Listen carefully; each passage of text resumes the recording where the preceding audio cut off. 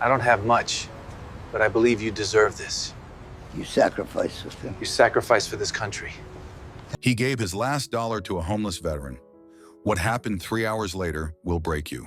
The morning mist clung to Pittsburgh's streets like a gray shroud as Ethan Moore counted the crumpled bills in his wallet one more time, hoping the math would somehow change. $1. That was all that stood between him and another day without lunch. But in 3 hours, this single act of kindness would set in motion events that would shatter hearts and rebuild lives in ways no one could have imagined. The corner of Fifth Avenue and Smithfield Street bustled with the usual symphony of urban life. Car horns blaring through the June morning air, the screech of bus brakes, and the steady rhythm of footsteps on wet pavement as hundreds of commuters hurried past each other without making eye contact. The steel and glass towers of downtown Pittsburgh reached toward a sky heavy with clouds that threatened more rain, while steam rose from manholes like ghostly fingers pointing toward heaven. Ethan Moore emerged from the corner convenience store empty-handed, his 32-year-old frame showing the wear of someone who had been fighting an uphill battle against financial hardship for longer than he cared to remember. His delivery uniform was clean but faded, his shoes worn thin at the heels, and his face carried the kind of exhaustion that came not from a single sleepless night, but from months of working 2 jobs just to keep his head above water. The paycheck from his main employer had been delayed again, leaving him with exactly $1 to his name until Friday.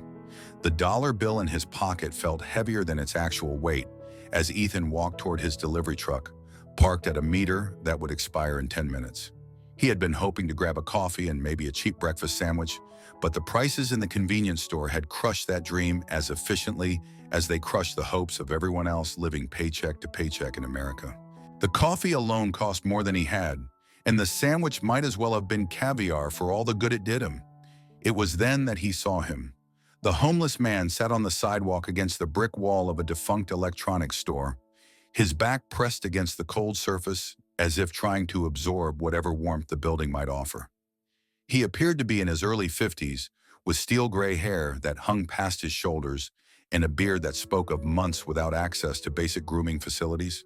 His clothes were layered and patched, the kind of strategic dressing that homeless people develop to stay warm during cold nights and cool during hot days. But it was the cardboard sign propped against his knees that made Ethan stop walking. Written in careful block letters with what appeared to be a black marker were the words, "Veteran, please help. God bless." The man's hands, visible beneath fingerless gloves, showed the calluses and scars of someone who had once worked with purpose, while his posture suggested military training that had never quite left him despite his current circumstances. The morning rush hour crowd flowed around the homeless veteran like water around a stone, each person absorbed in their own concerns and destinations. Commuters clutched coffee cups and cell phones, their eyes focused on anything except the man sitting on the sidewalk.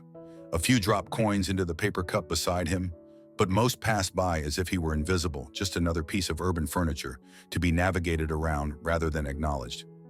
Ethan stood frozen for a moment, feeling the weight of the dollar bill in his pocket and the gnawing emptiness in his stomach. He needed that money. It was literally all he had until Friday, and Friday felt like an eternity away when you were already running on empty. The rational part of his mind cataloged all the reasons why he should keep walking. He couldn't afford to be charitable, he had his own problems to worry about, and $1 wouldn't really make a difference anyway. But something about the veteran's quiet dignity stopped him from moving. There was no aggressive panhandling, no sob story shouted to passers-by, just a man sitting quietly with his sign accepting whatever kindness the world might offer. The word veteran seemed to pulse with meaning, representing sacrifice and service that deserved better than being ignored by the very people that service had protected. Without allowing himself to think about it any longer, Ethan walked over to the homeless man and knelt down beside him. Up close, he could see the man's eyes, clear blue and intelligent, carrying the kind of 1,000-yard stare that spoke of experiences most people couldn't imagine. There was pain there, an exhaustion, but also a flicker of hope that hadn't been completely extinguished by whatever circumstances had brought him to the sidewalk. "Here you go," Ethan said softly, pulling the crumpled dollar bill from his pocket and placing it gently in the paper cup. "I hope your day gets better." The homeless veteran looked up at Ethan with an expression of surprise that gradually transformed into something approaching wonder. "Thank you," he said, his voice hoarse but filled with genuine gratitude. "God bless you, son. You have a good heart." Ethan nodded and stood up, feeling simultaneously lighter and heavier than he had moments before. Lighter because he had done something good, something that felt right in a world that often felt wrong. Heavier because he now faced the rest of the day with literally no money and no clear idea of how he would manage until his delayed paycheck arrived. "You too," Ethan replied, managing a smile despite his own circumstances. "Stay warm out here." As he walked away toward his delivery truck, Ethan didn't look back. He didn't see the veteran carefully smooth out the dollar bill and hold it up to the morning light as if it were made of gold rather than paper and ink. He didn't witness the man's lips moving in what appeared to be a prayer of gratitude.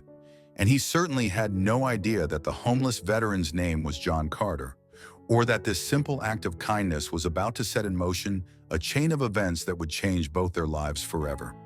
From the second-floor window of the Harbor Light Shelter, Ruth Washington watched the entire interaction with the keen eye of someone who had spent 40 years working with people in crisis. At 68, the retired social worker had dedicated her post-retirement years to volunteering at the shelter, helping homeless veterans navigate the complex web of services and bureaucracy that stood between them and stable housing. She knew John Carter well. He had been staying at the shelter intermittently for the past 8 months, though he rarely spoke about his past or the experiences that had led him to the streets.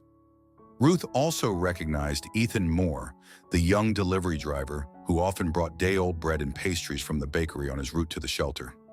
She had observed his genuine kindness toward the residents, the way he took time to chat with the veterans and treated them with the dignity that society often denied them. But what she had just witnessed from her window was something different, an act of sacrifice that spoke to character rather than mere courtesy. The fact that Ethan had given what appeared to be his last dollar to John was evident from his body language, the way he had hesitated before approaching, and the careful way he had extracted the single bill from his pocket. Ruth had seen enough desperate people to recognize the signs of financial stress, and she could tell that Ethan's generosity had come at personal cost. Meanwhile, John Carter sat on the sidewalk staring at the dollar bill in his paper cup, as if it held the answers to questions he had been asking for years. The money itself was insignificant. He had received larger donations from passers-by who could afford to be more generous. But there had been something different about the young man who had given it to him, something in his eyes that suggested he understood what it meant to struggle to face each day with uncertainty and hope in equal measure. John carefully placed the dollar in his jacket pocket and gathered his few possessions, deciding to walk the 6 blocks to Murphy's Corner store, where he could buy a cup of coffee that would warm him from the inside and give him a place to sit for a few minutes without being asked to move along. The walk took him past construction sites and office buildings, through the landscape of urban renewal that had transformed Pittsburgh from a steel town into something more modern, but not necessarily more welcoming to those on its margins. At Murphy's, John approached the counter with the careful politeness of someone who knew that his appearance might make store owners nervous. The clerk, a young woman with kind eyes and a name tag that read Sarah, smiled at him warmly as he placed the dollar bill on the counter and asked for a small coffee. "That'll be 95 cents, Sarah said, counting out his change with the same care she would show any customer. As John reached for the coins, a small metal object fell from his jacket pocket and clattered onto the floor. Sarah bent down to retrieve it, and when she handed it back to him, her expression changed completely. It was a military unit pin, specifically the emblem of the 2nd Battalion 7th Marines, showing an eagle globe, an anchor surrounded by the distinctive markings that identified it as belonging to one of the Marine Corps' most storied units. The pin was tarnished and worn, but the symbols were still clearly visible to anyone who knew what they were looking at. "Were you with 2-7? Sarah asked, her voice suddenly tight with emotion.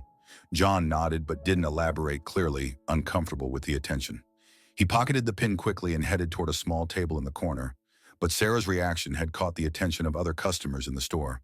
Sarah Peterson was herself a veteran, having served with the 2nd Battalion, 7th Marines during 2 deployments to Iraq between 2018 and 2020.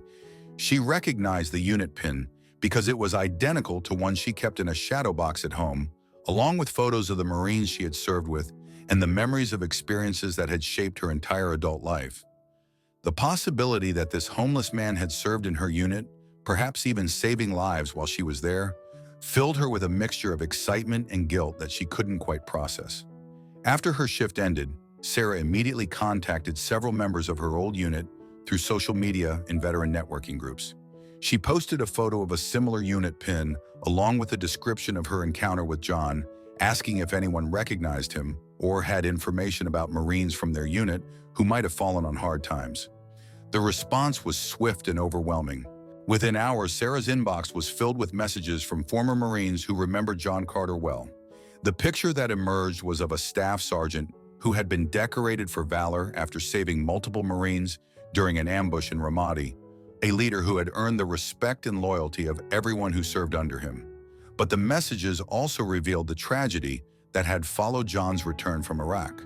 He had struggled with severe PTSD after losing several close friends in an IED explosion, and his attempts to cope had led to alcohol abuse that had cost him his marriage, his job, and eventually his home.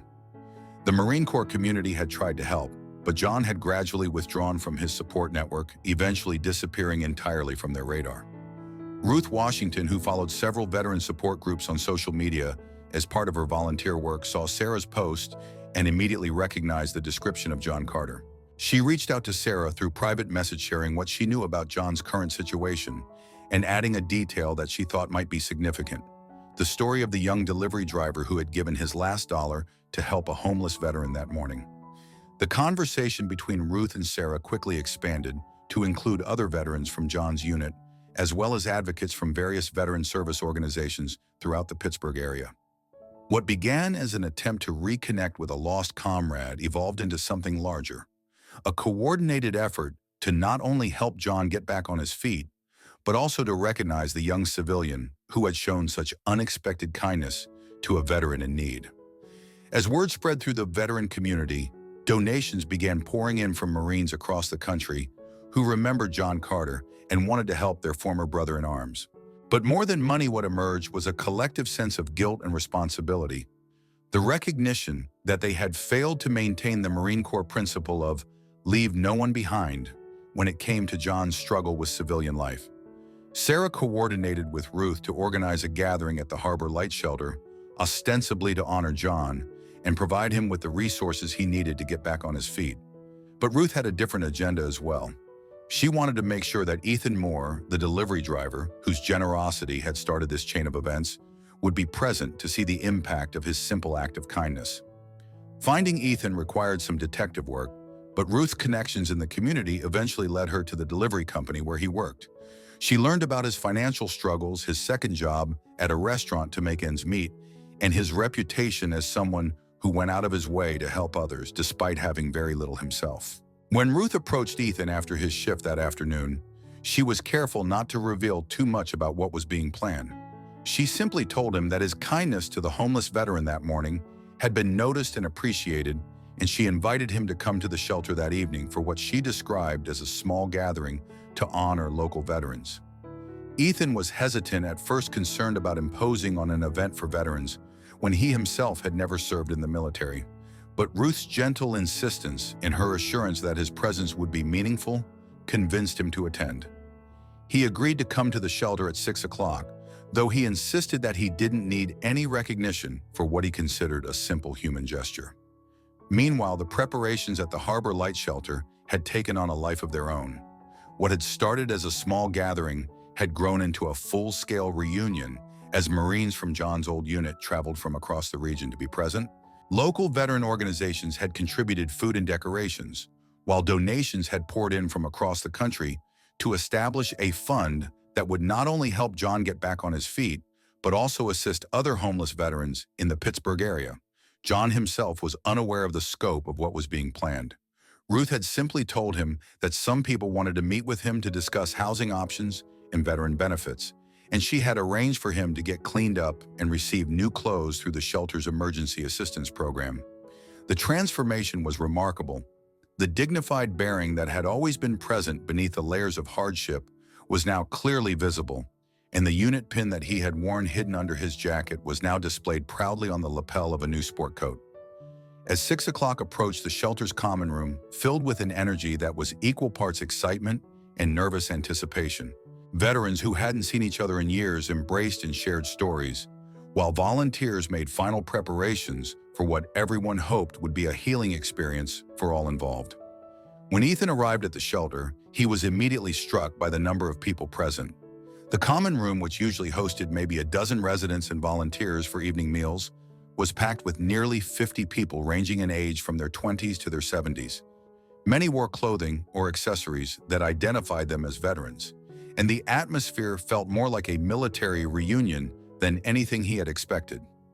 Ruth met him at the door and guided him toward the front of the room, where John Carter sat in a place of honor, looking overwhelmed but dignified in his new clothes.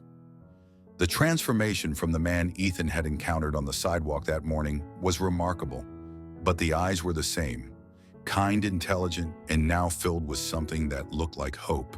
"Ladies and gentlemen," Ruth began, her voice carrying easily through the crowded room, "we're here tonight because of a simple act of kindness that reminds us of the values that make communities strong.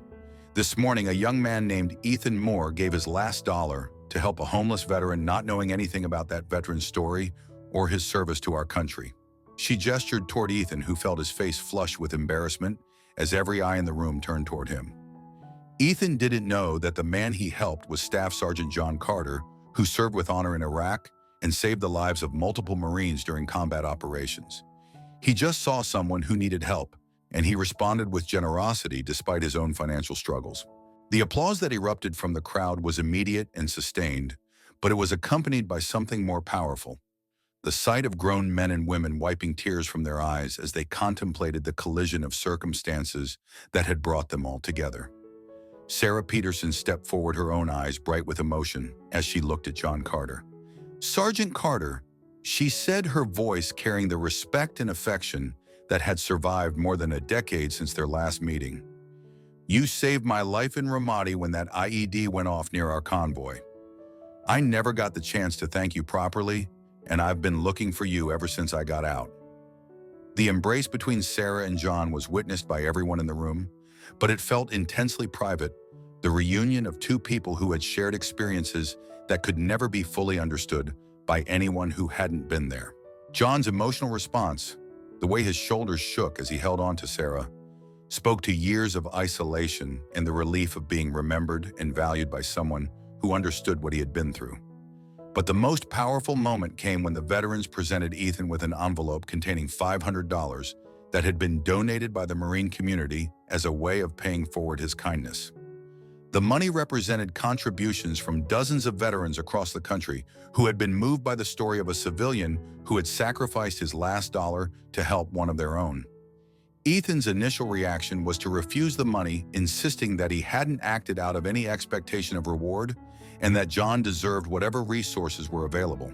But the veteran's explanation, that the money was not payment for his kindness, but rather an investment in the kind of community they wanted to live in, eventually convinced him to accept their gift.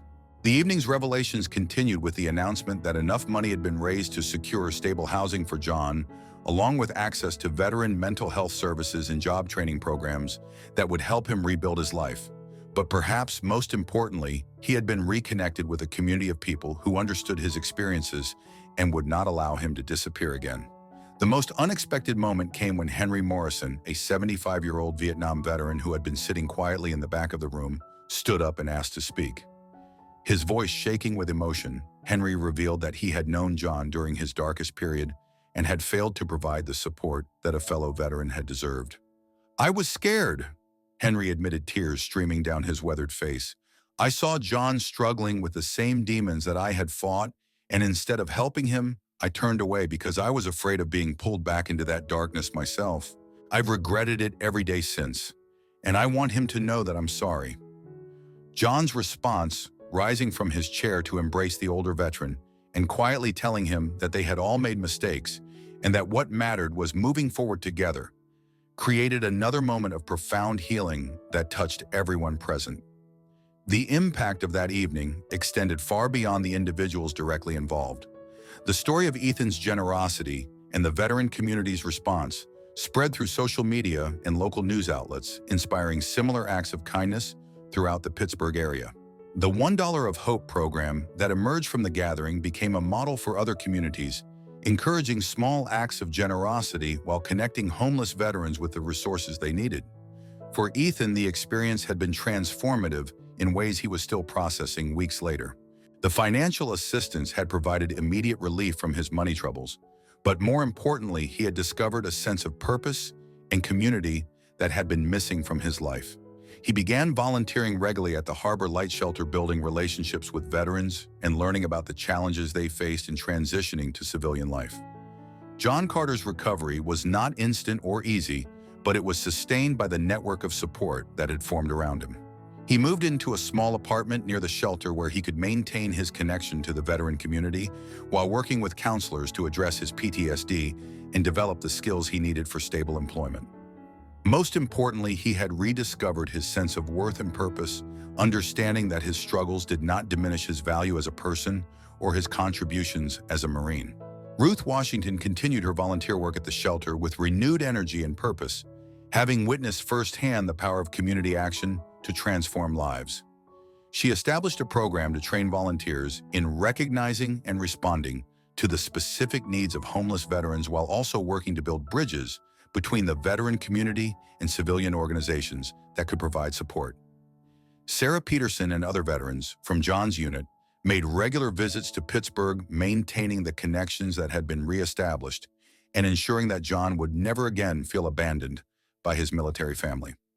Their presence also provided inspiration and support to other homeless veterans at the shelter, demonstrating that recovery and redemption were possible even after the darkest periods.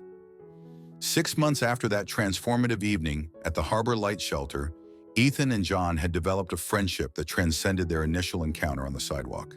They often met for coffee at Murphy's Corner store, where Sarah still worked, and where the staff had become accustomed to serving veterans who gathered to share stories and support each other. On one such afternoon, as autumn leaves swirled outside the windows and steam rose from their coffee cups, John reflected on the chain of events that had brought them together. "You know," he said to Ethan, "I've been thinking about that dollar you gave me. It wasn't really the money that mattered. It was the fact that you saw me as a human being worth helping." Ethan nodded, understanding now what he hadn't fully grasped at the time. "I almost didn't stop," he admitted. "I needed that dollar, and part of me thought it wouldn't make any difference anyway. But something about the way you were sitting there, the dignity you maintained even in that situation, it reminded me that we're all just people trying to get by, and sometimes the smallest gestures can have the biggest impact." Second, their conversation was interrupted by Ruth Washington, who had stopped by to check on John's progress and to share news about the latest developments in the $1 of Hope program. The initiative had now spread to 12 cities across the country, connecting homeless veterans with resources while encouraging acts of kindness that strengthened entire communities. "You boys have started something special," Ruth told them, her eyes bright with pride and affection. "That $1 has multiplied into thousands of dollars in assistance for veterans, but more importantly, it's reminded people that we all have something to give, regardless of our circumstances." As the afternoon wore on and the coffee shop filled with the usual mixture of office workers, students, and veterans, Ethan found himself reflecting on how much his life had changed since that morning when he had given away his last dollar. The financial struggles that had once seemed overwhelming were now manageable thanks not just to the assistance he had received, but also to the sense of purpose and community he had discovered. But perhaps most importantly, he had learned that generosity was not about having enough to give, but about recognizing that everyone deserved to be seen, acknowledged, and treated with dignity. The dollar he had given to John had been returned to him 100-fold, not just in monetary terms, but in the richness of relationships and experiences that had followed. John Carter, meanwhile, had found his way back to a life of meaning and stability, but he never forgot the lesson of that morning on the sidewalk. Every day as he walked to his job at a local nonprofit organization that helped veterans navigate benefit systems, he passed the corner where Ethan had found him. Sometimes he would pause there, remembering not just his own desperation from that time, but also the unexpected kindness that had changed everything. The unit pin that had fallen from his pocket at Murphy's Corner store now occupied a place of honor in his apartment, displayed alongside photos of his Marine unit and letters from fellow veterans who had reached out after learning about his story. But it was the framed dollar bill, the actual bill that Ethan had given him, carefully preserved and mounted, that held the most prominent position on his wall. The evening gatherings at the Harbor Light Shelter had become a monthly tradition, bringing together veterans, volunteers, and community members who had been touched by the story of Ethan and John. These meetings served both practical and emotional purposes, providing information about services and resources, while also creating space for the kind of connections that could prevent veterans from falling through the cracks of society. At one such gathering, as winter settled over Pittsburgh and the shelter's common room filled with the warmth of human connection, Henry Morrison stood to address the group. Now a regular volunteer and advocate, the Vietnam veteran had found his own redemption through his work with homeless veterans and his friendship with John. "I want to tell you something that I've learned over the past few months," Henry said, his voice steady despite the emotion behind his words. "I spent 40 years carrying guilt about the ways I had failed my fellow veterans, and I thought that guilt was my punishment for being a coward when courage was needed. But what I've discovered is that guilt is only useful if it motivates us to do better." He gestured toward Ethan and John, who sat together near the front of the room. These two men, one who gave when he had nothing to give, and another who accepted help when pride told him he should refuse, they've shown us that healing is possible, that redemption is available to all of us, and that the bonds between people who serve others can be stronger than any force that tries to divide us. The applause that followed Henry's words was warm and sustained, but it was the sight of the diverse group of people who had come together that truly captured the significance of what had been accomplished. Veterans from multiple conflicts and branches of service sat alongside civilians who had never worn a uniform, but who understood the importance of supporting those who had.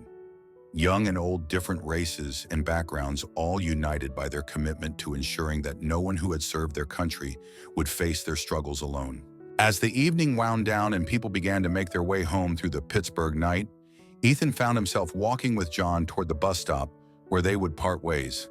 The friendship that had developed between them was based on mutual respect and shared experience, despite the very different paths that had brought them to that sidewalk corner 6 months earlier. "You know what I think about sometimes?" John asked as they waited for the bus that would take Ethan back to his apartment.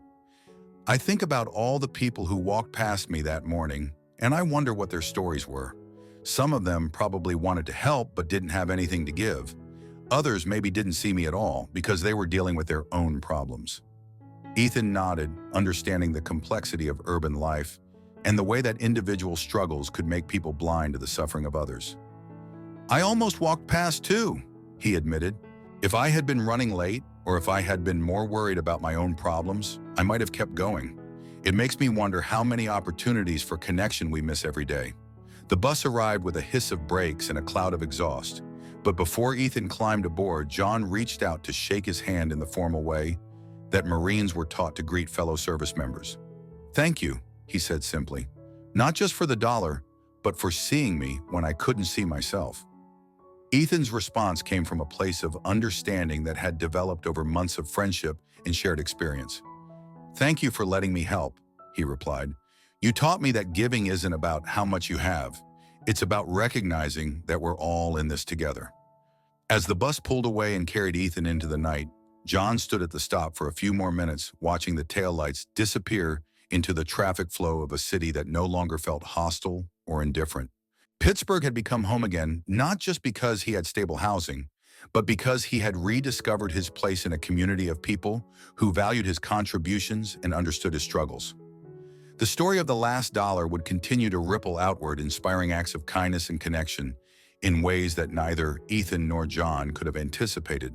But for both men, the most important outcome was not the recognition or the assistance they had received.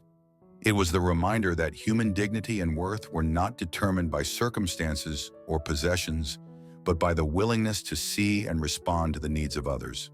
In the end, what had broken hearts and rebuilt lives was not the monetary value of a single dollar, but the recognition that in a world often characterized by isolation and indifference, simple acts of kindness could create connections that transcended all the barriers that society erected between people. The homeless veteran and the struggling delivery driver had found each other on a sidewalk corner, and in doing so, they had discovered something that no amount of money could buy: the knowledge that they were not alone.